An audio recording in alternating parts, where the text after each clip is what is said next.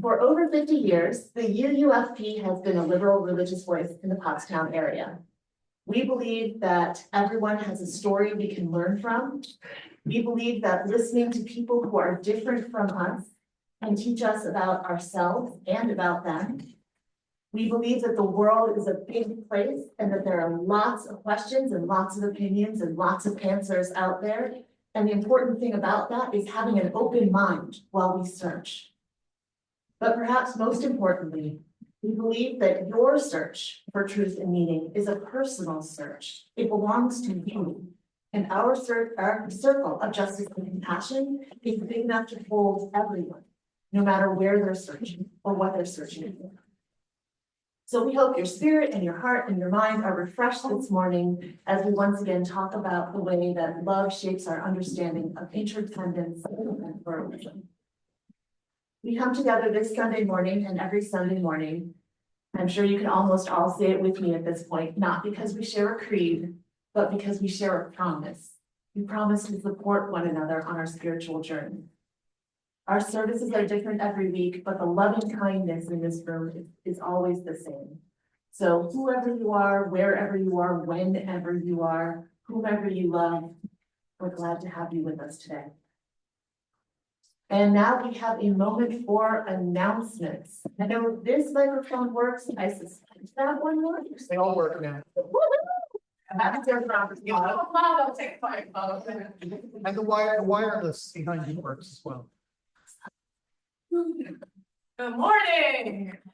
Nice to see you all here today. As you know what I'm going to say next, and I hope you do, we are having Social Justice Action Circle right after service today. Feel free to join. All are welcome. Make sure to grab a little something and come on up. We have a lot of action steps to discuss, and I'll be really excited to see what you guys have on your minds. Okay, so see you soon.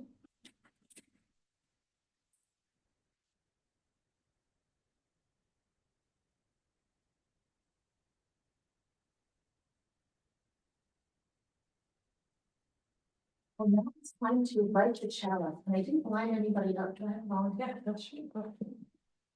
Liana's been trained up. I think she's ready to have the debut here. Awesome.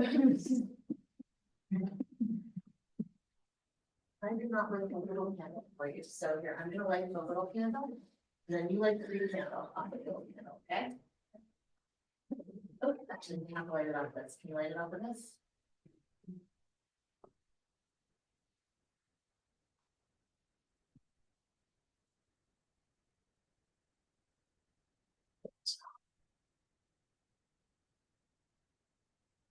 We light our chalice this morning with words by Lee Kinsey. This chalice is for the living, the changing and the becoming. This chalice is for losing the script of your life. The chapter is about who you are in other people's stories. This chalice is for the lost GPS that was supposed to show you how to get where they expected you to go. This chalice is for skipping the directions, for coloring outside the line, for painting not by number, but by silence, by wild abandon, with a brush you made yourself from light deep inside. Startling, vivid, a new voice that already knows you. Finally, a true story.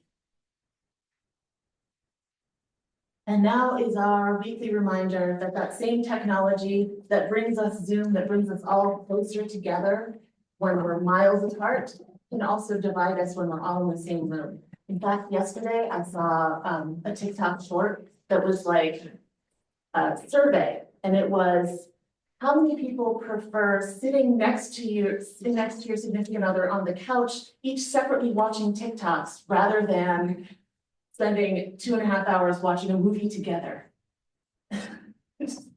And the survey answer was like, oh, it's only 24%. And I was like, 24% of people would prefer spending 2.5 hours watching separately next to each other? That's crazy. So anyhow, in the light of that, if you don't mind putting your phone into worship mode for this next hour so we can be together.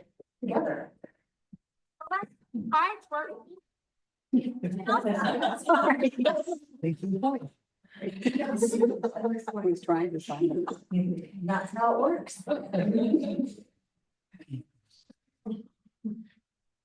So now we can sit more fully into our chair. Maybe take a deep breath. Maybe close your eyes. Maybe feel what you feel in your body. Is part of your shoulder more tight than another part? Are you carrying tension across your legs? Are you carrying tension in your hands?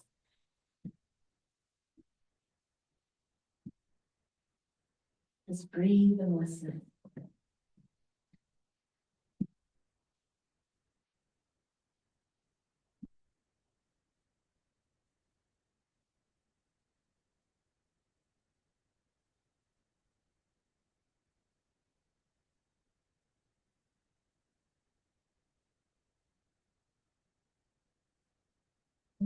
Pilates, and that was my favorite part of the class, where you were just lying flat on your back on the mat, and they said, now, take stock of how your body feels. And I'm like, yes, I would like to do that.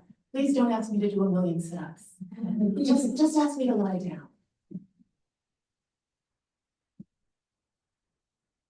All right, our opening words this morning are by Sherry Woodbury. Now we're going to do something a little different with our opening words this morning. So our opening words will be read by those who feel moved in this moment by the light inside of them to share their voices. So our opening words, they are here in the order of service and on the screen, just in short phrases.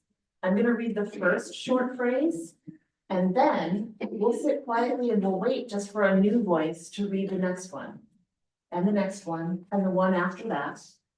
And if there's silence in between, or if there's overlapping voices, that's all fine.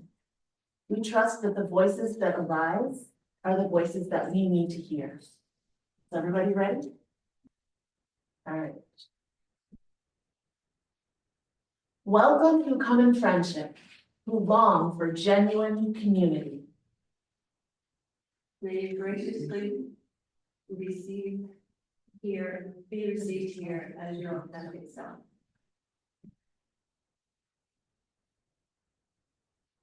Welcome who come in curiosity, full of questions or simply open. May you embrace wonder and encounter new delights.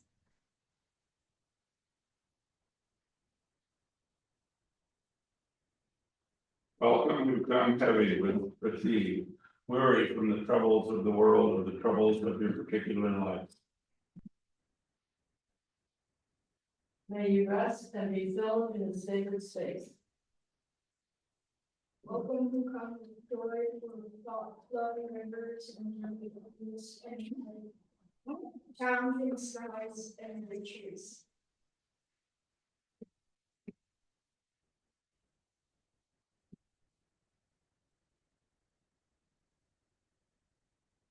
May the grace of the world be a lasting imprint on you.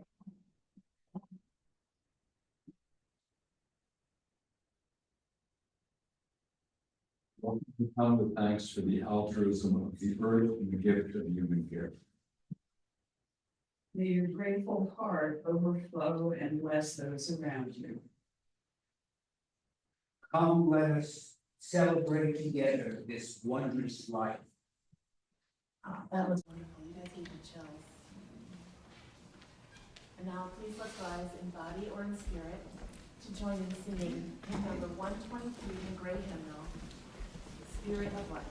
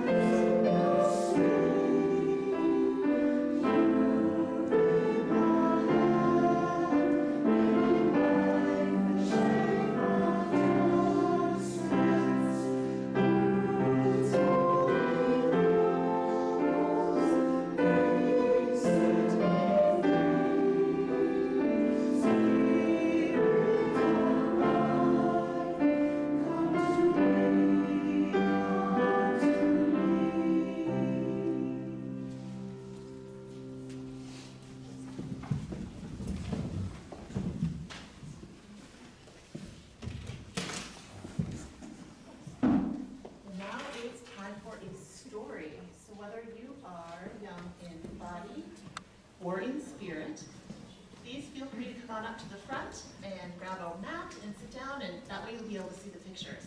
Kabir Nelson draws beautiful pictures.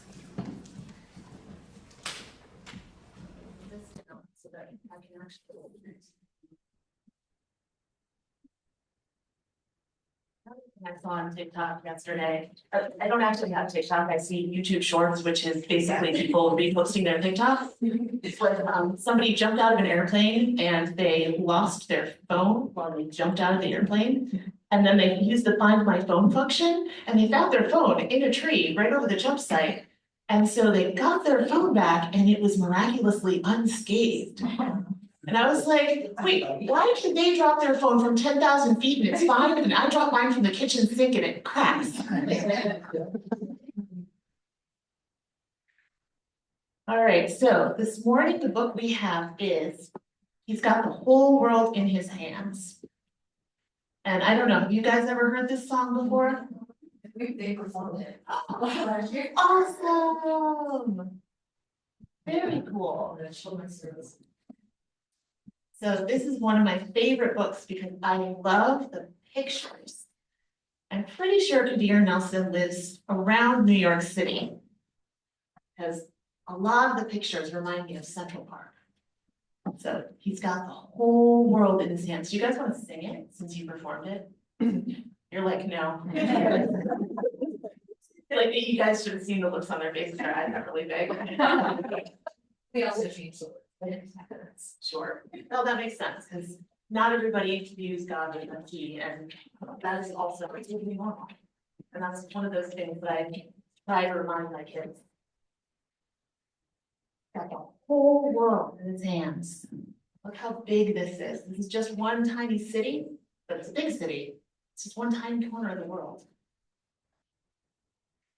He's got my brothers and my sisters in his hands. Got the whole world.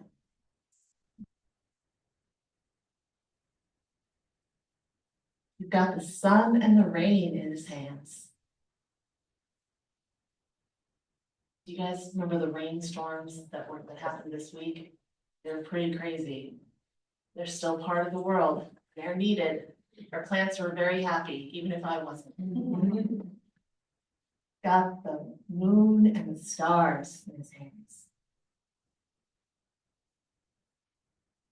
He's got the wind and the clouds in his hands. He's got the whole world.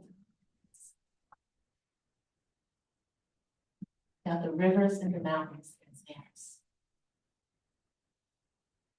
He's got the oceans and the seas in his hands. He's got you and he's got me in his hands. He's got the whole world in his hands. Got everybody in his hands.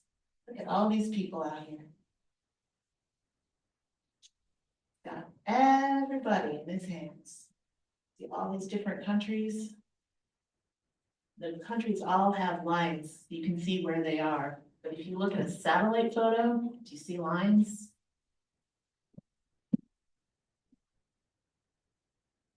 Got everybody everywhere in his hands. Got the whole world, the whole wide world, no lines, no countries, no borders.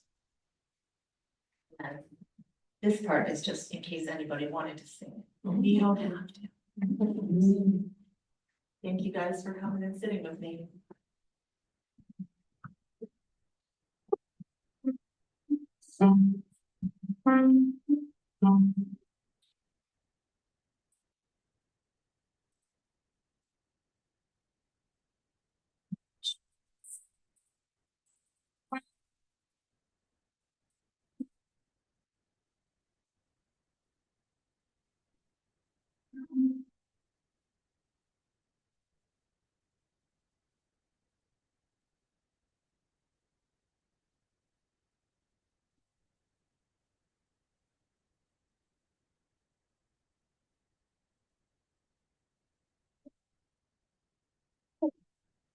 So this is the time in our service when we pause for our morning offering. And as you well know, I often feel a little awkward about the offering.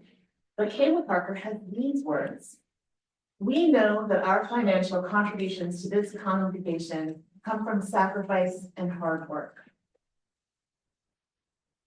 We are grateful for this sacrifice and this hard work, and we commit together to ensure that the funds we gather collectively do a greater good for ourselves and for our world than we could have done alone. So may there be an offering to sustain and grow the life and mission of this congregation. May we give in love and in hope.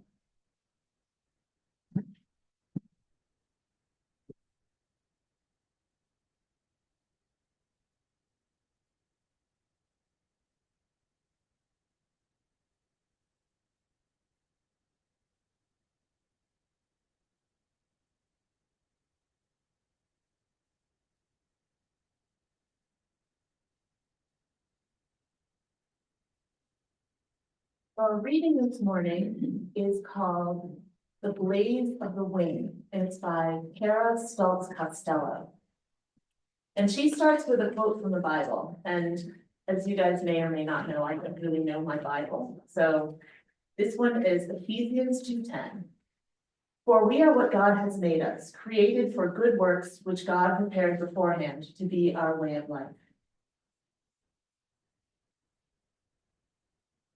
In stillness, the red-winged blackbird looks like any other common creature. Cold, dark, small, bird-shaped, tucked into the reeds and rendered nearly invisible. But then, it lifts its wings, and the truth is revealed. A flash of crimson and gold ignites its wings like a flame withheld too long. In motion, secret truth is shared and becomes transformative. I think of my mother when I see them. Her fire blazed in wit, in perseverance, in the fierce way she pushed against a world that didn't welcome a strong woman's softness. She didn't always know how to bless me, but she taught me how to burn. Within her complicated love was a force that shaped me, challenged me, and perhaps more than anything, dared me to fly. We live in a country where relationships are not just personal, they're political. Our national rhetoric echoes with the voices of those who cling to power by stoking fear of the other, who legislate against the vulnerable and wrap oppression in pious language. And it is tempting just to stay quiet, to keep our beauty folded beneath us for safety. But faith doesn't invite us to steep in the self-satisfaction of our unique gifts. Faith calls us to rise. Ephesians tells us we are God's handiwork, created to live life. I'm sorry, I'm having trouble with my screens today. Ephesians tells us we are God's handiwork, created to live lives that reflect divine love. That's not just spiritual poetry. It's an ancient and everlasting call.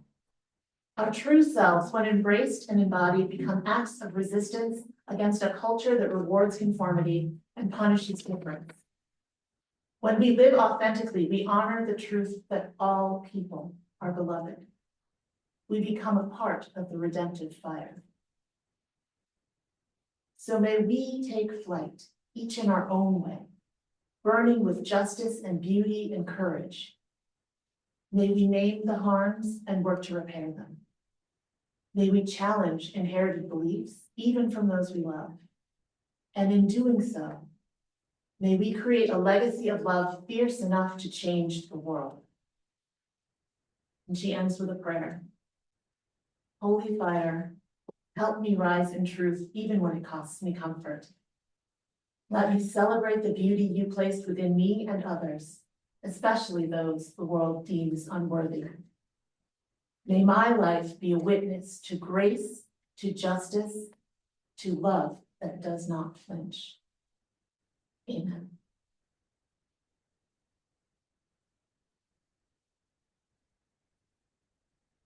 So we're going to take a moment. We don't usually do this in this portion of the service, but we're going to take a moment to be in community in silence.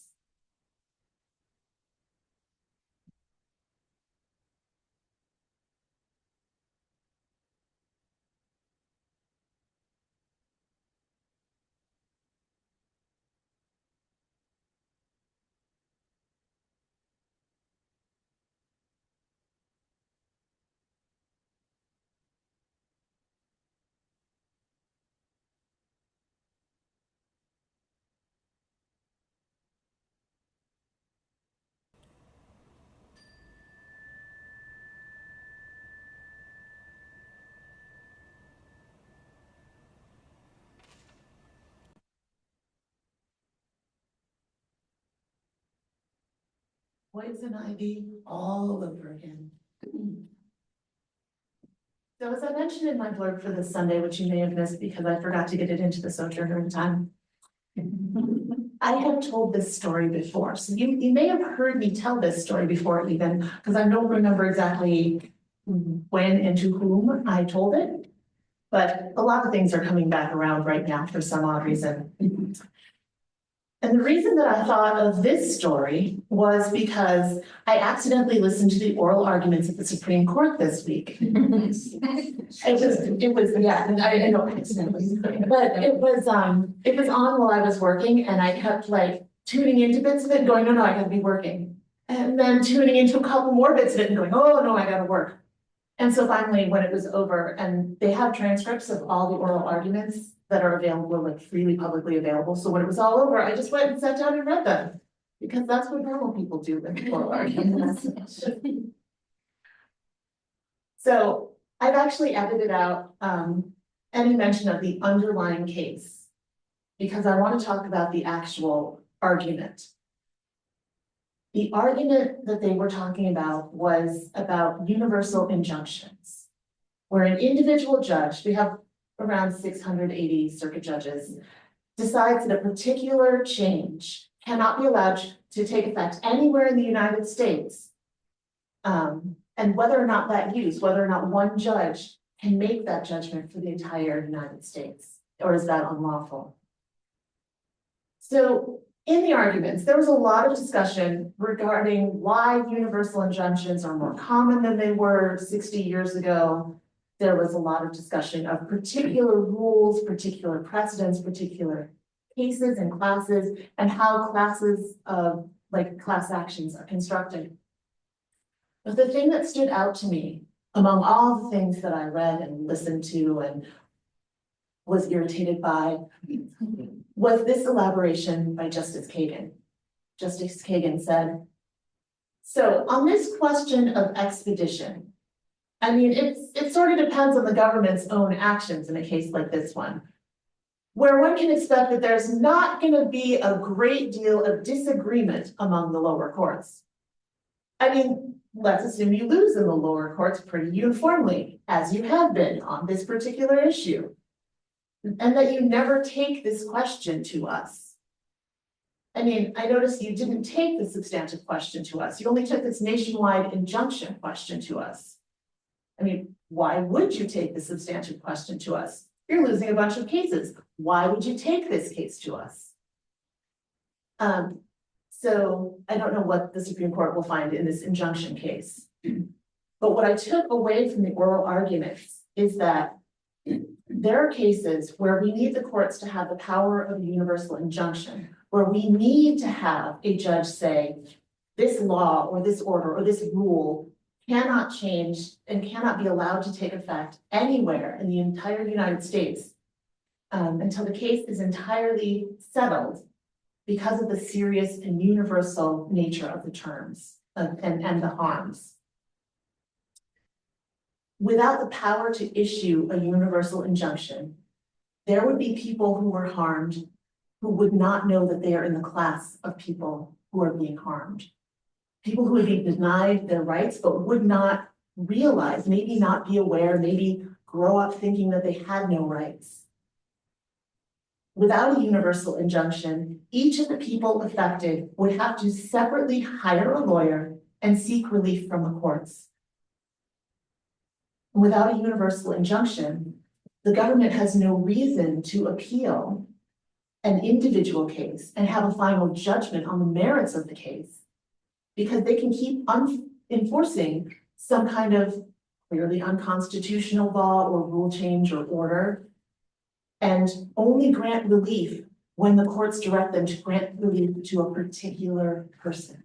They wouldn't have any reason to want to overturn it as a whole. So generally, when a case goes to court, if one side doesn't get the judgment they want, they will then say, okay, well, I'll take it to the next court up, I'll take it to the next court up. But if they don't get the judgment they want and they think, and they don't have a reason, like there is no universal injunction, they can keep using this same order, even though the first case was not one, then they don't have a reason to want to take it to the next level. They can say, okay, well, you won, you're in, but we're gonna enforce it against everybody else.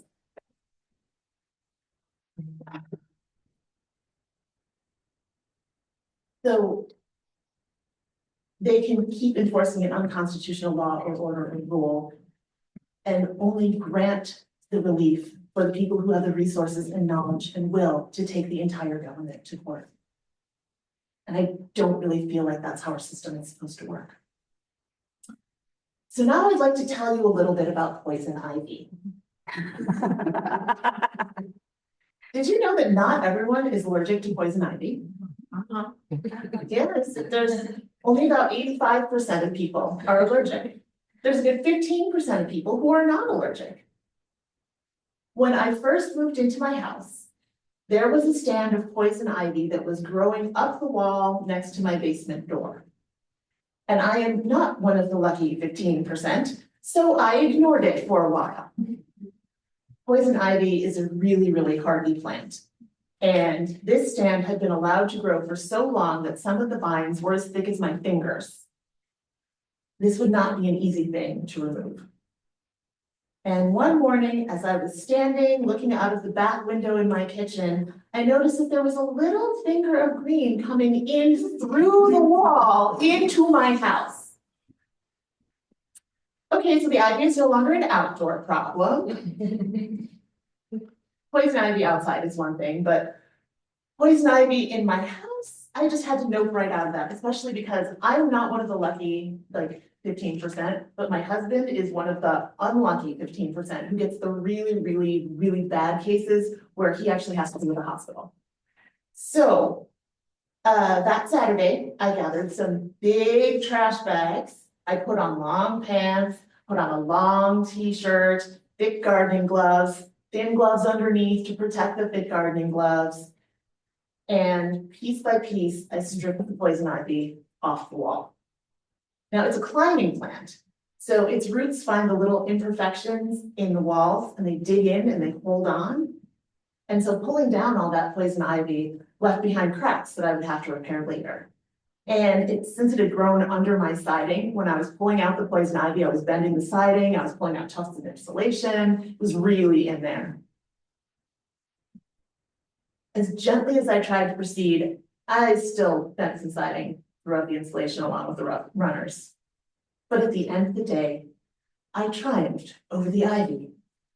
I filled several big black contractor trash bags, tied them tightly, left them to cook in the sun. But tearing out the poison ivy did not leave me unscathed, despite all my precautions. I guess I should have just decided to wear like a hazmat suit, I don't know. So even though I had protected myself as best I could, the urushiol oil released from the crushed stems and leaves spattered over my exposed wrists and soaked into my clothing. And I took a shower with that special poison ivy soap that did not work. And so I wound up with blisters all over my wrists, all over my stomach, up on my ankles, it was all over the place. So when I think of our beautiful house of the United States of America, I recognize that there's some poison ivy that's been growing around the foundation. Even though it was there at our founding, our founders kind of took its presence for granted. Like they didn't even see it. They were like, oh, that's not poison ivy. That's like, I don't know, it's like a climbing grapevines. Those are fine. They don't do any harm. They let it grow unchecked until it grew up between the window frames, damaging the walls and the foundation, infiltrating the insulation, hurting everyone it touched. Well, in April of 1861, our nation began the process of tearing out that poison ivy that made a mockery of the notion that our country had been founded upon the principles that we are all created equal. The battle was really long and hard fought. An estimated 620,000 lives were sacrificed. But in May of 1865, our house had been saved. And you know, just like when I took poison ivy out of my house, taking the poison ivy out of the US, that did a little bit of damage, more than a little. Well, the thing about poison ivy is that even if you cut down all the vines, unless you dig up the roots, that plant's coming back. So for 100 years, we ignored the poison ivy that was growing up around us, both in the north and in the south. For 100 years, we let that poison hurt everyone it touched. Then once again, in the 1960s, we looked up and we noticed our house, our beautiful United States of America, had once again been overrun with poison ivy. And we sang, "We shall overcome," and we tore out those vines of racism, and we marched and we demonstrated and we staged sit-ins and boycotts, and we fulfilled our founders' promise of liberty and justice for all. Once again, we prevailed. We didn't get all the roots. I was not alive when the country was founded. Shocker. I was also not alive when my house was built. I wasn't here when the poison ivy took root under that basement window. Poison ivy's not my fault. But once I bought the house, it became my responsibility. The damage it caused was mine to fix. None of us here was alive in 1619 when slavery took root in the United States. We didn't choose to build our country on blood and bones. The sins of our forefathers are not our fault. But we live in this country now. We inherited the high ideals, but we also inherited the damage. And shaming one another over a past that no one has control over doesn't help us to move into a better future. In Kelsey Endura's 2019 article for Rewire, she references psychologist Mary Lania's work when she says that shame is only effective in changing behavior when it's followed up by the opportunity to learn from a mistake. Without the opportunity to recover, shamed individuals are left with a small but dangerous armada of defense mechanisms: withdrawal, avoidance, inflicting harm on themselves and others. Lania suggests that instead of shaming people, we can open a dialogue with them. Now, the important parts of the dialogue are beginning with "I am hurt," but even more, continuing with a non-confrontational question. Now, at my work, we just, like this past Thursday, had a training on cultural competency. And the things that I took from that training were, like Lania suggests, to use non-confrontational language to tell someone they were missing something that could hurt someone, but also that everyone is missing something sometimes. So they said, if you ever said that you have a blind spot about something, well, you're missing something. There are people who don't use their eyes that way, and you're leaving them out. And that's something to be aware of. That's another way that we could be leaving someone out. And if I use that, or at work, sometimes I say, "Guys, hey guys, can we just do this?" And that's language that's leaving people out. So when I'm told that I'm missing something, or I said something that could hurt someone, they said, "Okay, well, it's awkward." And your first reaction is, "Oh, I didn't mean it that way." But the responses that they said that are the best responses are either, "Oh, I get it. Yep, I hear what you said, I understand. Okay, I will do my best to do a better job." Or, "I don't get it. I don't know. What did I do? Can you explain it to me?" Those are like the two stock responses. And it's so helpful, especially for someone like me who doesn't do well without a script. Like, I can read this all day long, but if you put me in coffee hour when I don't have a script, I'm like, "How about that weather?" But it's really hard to react to an offense with vulnerability and attempt to understand someone's point of view than it is to react with anger and hurt. But what kind of world would we live in if we expected not just individuals, but institutions and governments to adhere to the notion that we all should treat people with compassion. If even the government said either, oh, I get it, or I don't get it, explain.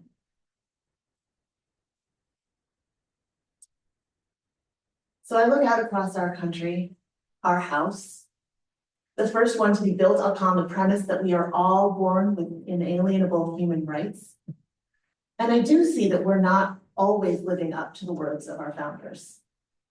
We still have not secured the blessings of liberty for all of our citizens. Our justice is still employed unevenly. As Representative John Lewis once said, there are still forces in America that want to divide us along racial lines, along sex lines, along class lines, but we have come too far. We have made too much progress to stop or pull back. We must go forward, and I believe we will get there. I believe we will get there.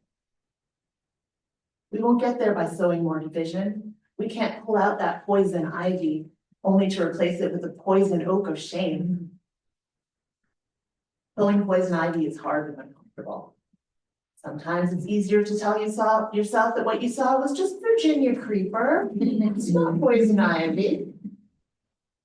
And it's easier to blame the person who steps on that poison ivy that was hidden in the grass. Oh, sorry, that you were careless about looking where you were walking. Or, oh, there's just a couple leaves, it's okay. It's only a little tiny rash. Anyone can handle a little tiny rash. It's easier to tell yourself that you're not prepared to deal with it right now. Oh, I don't have the right gloves. You'll come back with the long pants, the gloves, the black plastic trash bags, the special soaps. You can do all that tomorrow, next week. Pencil you in for 2 weeks from Thursday night. Or maybe I'll just hire a landscaping company and they can do it. But you know, as Lincoln said in the Gettysburg Address, it's for us, the living, to be dedicated here to the unfinished work. And the work goes on. So I'd like to end this with a prayer. Spirit of life and love, please give us the wisdom to see when there is poison ivy in our house, the courage to take it out when we see it, and compassion for all those who are hurt by it. Blessed be. All right, before we sing our final hymn, I have something to say about it. Of course I do, I always do. Lots of you may have heard people say negative things about singing Kumbaya. Oh yeah, that's as effective as singing Kumbaya. Or what, so we're just gonna hold hands and sing Kumbaya, right? But you know what this song is about? It really means come by here, and it's asking God to come by. Just come by and sit with us. It's asking for a higher power, for a presence to see what we are seeing. You know, they did a study once, it was probably in 2017. I can find the article if you would like it, where they were talking about honesty, and the participants were given a task where cheating was really easy and cheating was rewarded. So it was like a dice game where you'd throw the dice and then you'd say, oh yes, I got a 6, because you know that would get the highest payout. People were less likely to lie about their score if someone was watching them roll the dice. Okay, yeah, that makes sense. People were also less likely to lie about their score if they knew that their score was being recorded for someone to look at later. No one was watching them then, but someone was going to look at it later. Oh, they got all 6s. That seems totally probable. So no matter what people who don't agree with your quest for justice tell you, witnessing matters. People really do better when they know that they are seen.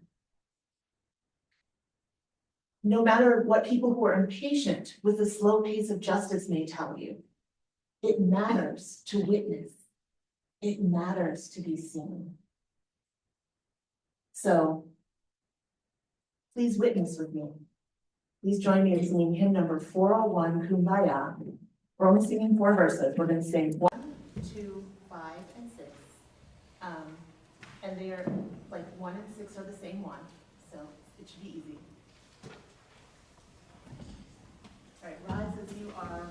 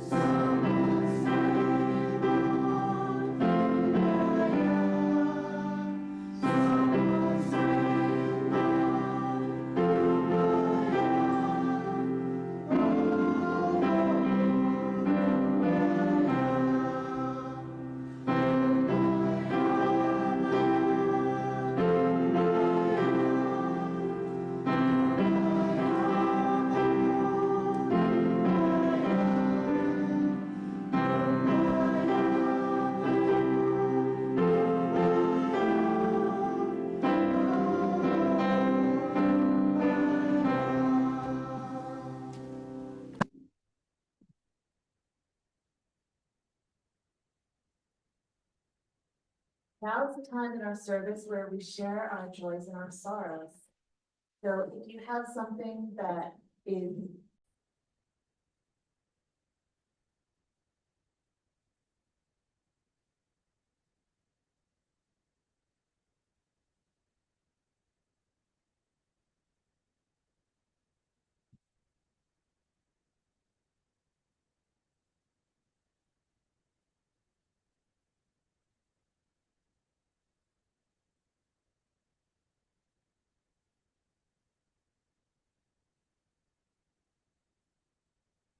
Now you'll join with me in reading our chalice extinguishing words.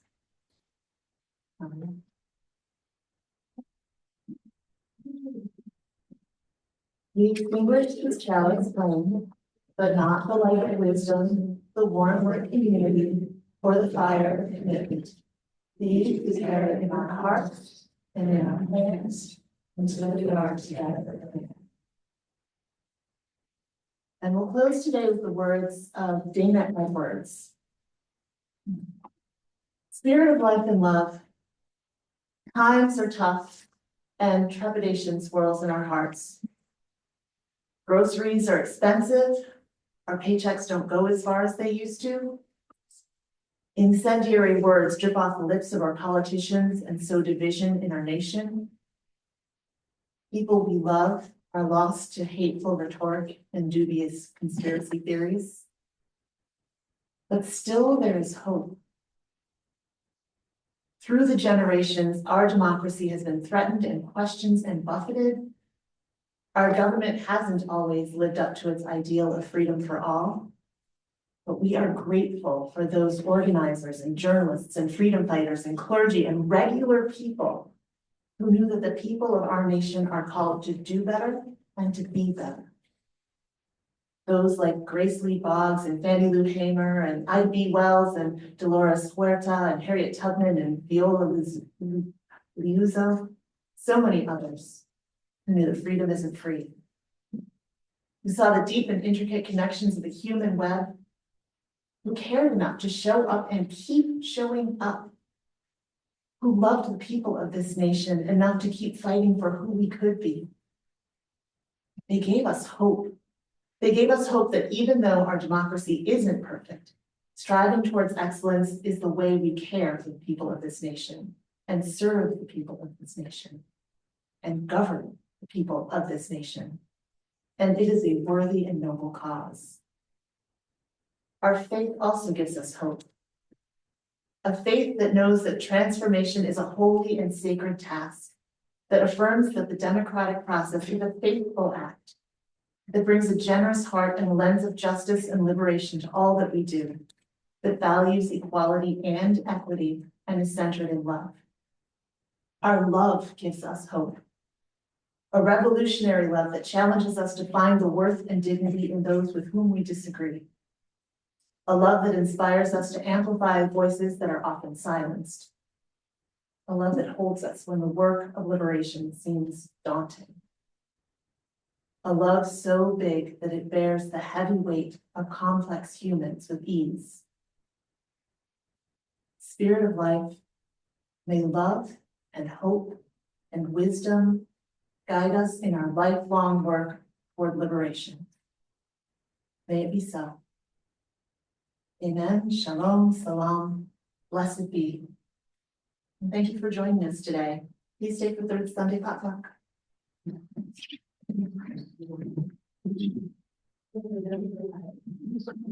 So,